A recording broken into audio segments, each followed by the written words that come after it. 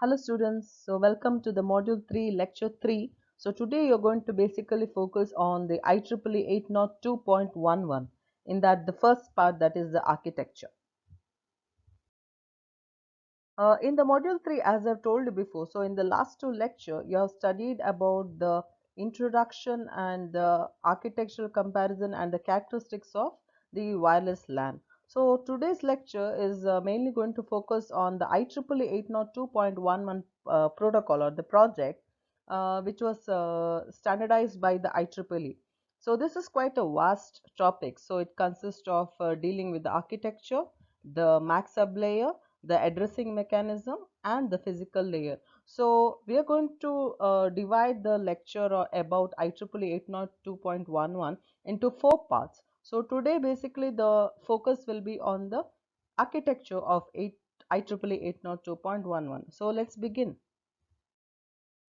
So what is this IEEE 802.11 project? So as you know, the IEEE, the Institute of Electrical and Electronic Engineers, it defined the specification for or the protocol for the working of the wireless LAN. So they have standardized and they have named it as the 802.11. So this IEEE 802.11, it defines the specifications for in the physical layer as well as the data link layer.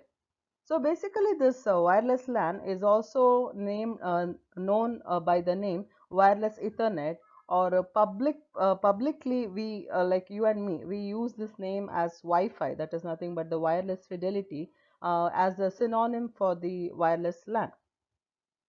So let's begin with the IEEE 802.11 architecture part. So the standard, that is the IEEE 802.11 standard, it defines two types of service or the architecture. So one is known as the basic service set and the other one is known as the extended service set. Now let us look at this one by one. Coming to the first one, that is the basic service set. So as the name suggests, the basic. So basic means it's the building block of the wireless LAN. So in a basic service set, the stations, it could be stationary. So these stations could be stationary or it could be mobile. So these stations, as in this example, four stations are taken. So these stations could be mobile or they could be wireless. They could be stationary or they could be moving freely or they can mobilize.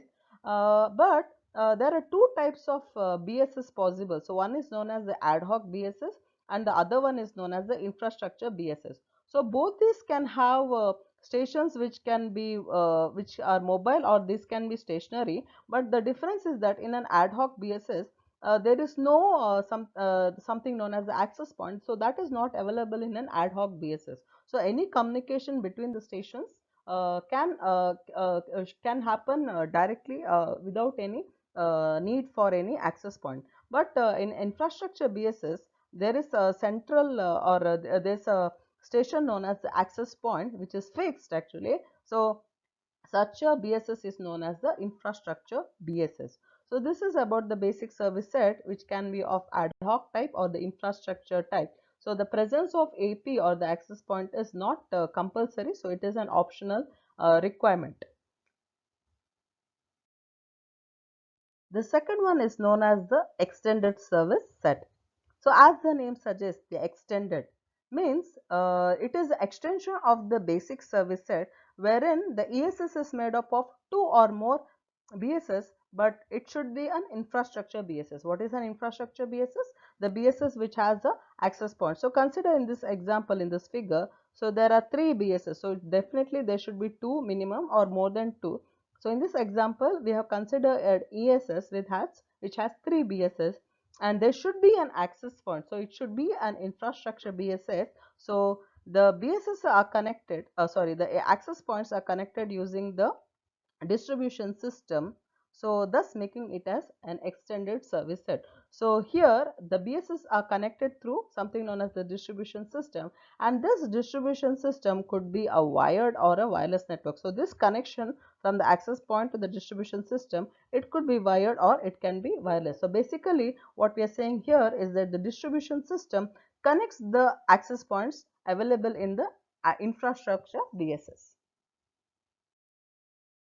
When we speak of the distribution system, one thing we should understand that there is no restriction on how the distribution system should be, whether it's wired LAN or wireless LAN. So the kind of distribution system is not very specifically defined in the IEEE 802.11. So there's no restriction as such.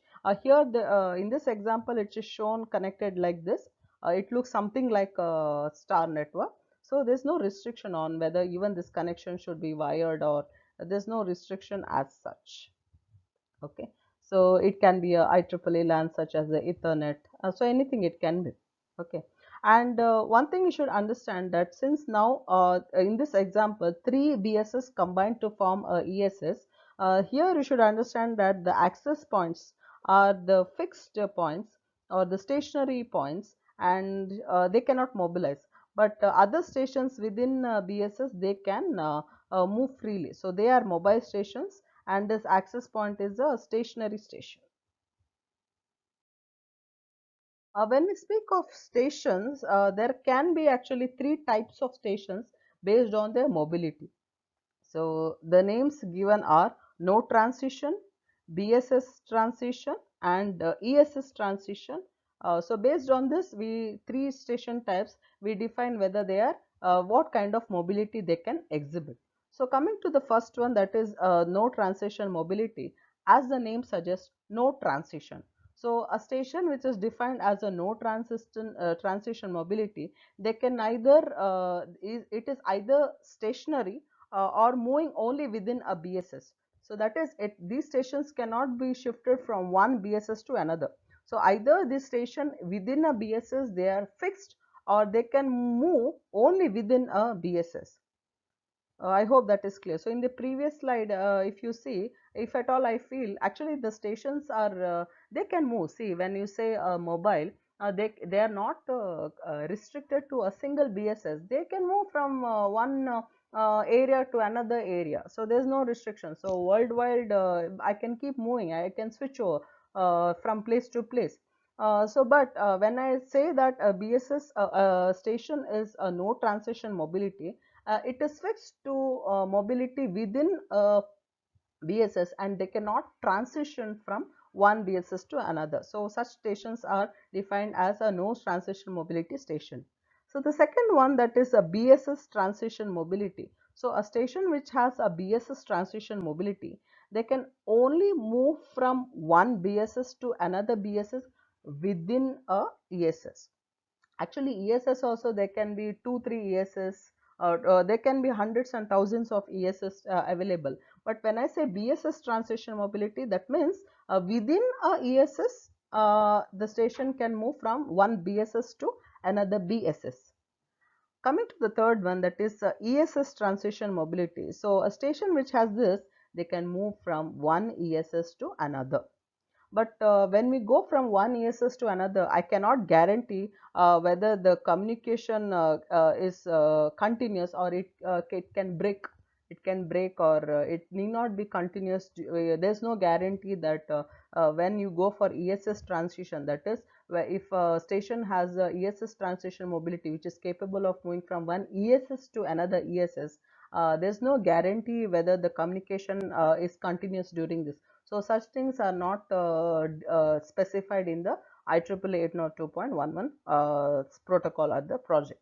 So to summarize, there are three station types, that is no transition, where it can move within a BSS but cannot transition from one BSS to another. BSS transition, as the name suggests in the second type, so from one BSS to another BSS there can be a mobility, but not outside a ESS, so within a ESS. And ESS transition mobility means it can move from one ESS to another, but there is no guarantee that the communication can be continuous. So this completes the lecture on architecture of the IEEE 802.11 project. So we spoke of two types, that is the BSS and the ESS, and the three types of station based on their mobility. So in the next lecture, we will be speaking of the MAC sublayer of the IEEE 802.11 project. Thank you.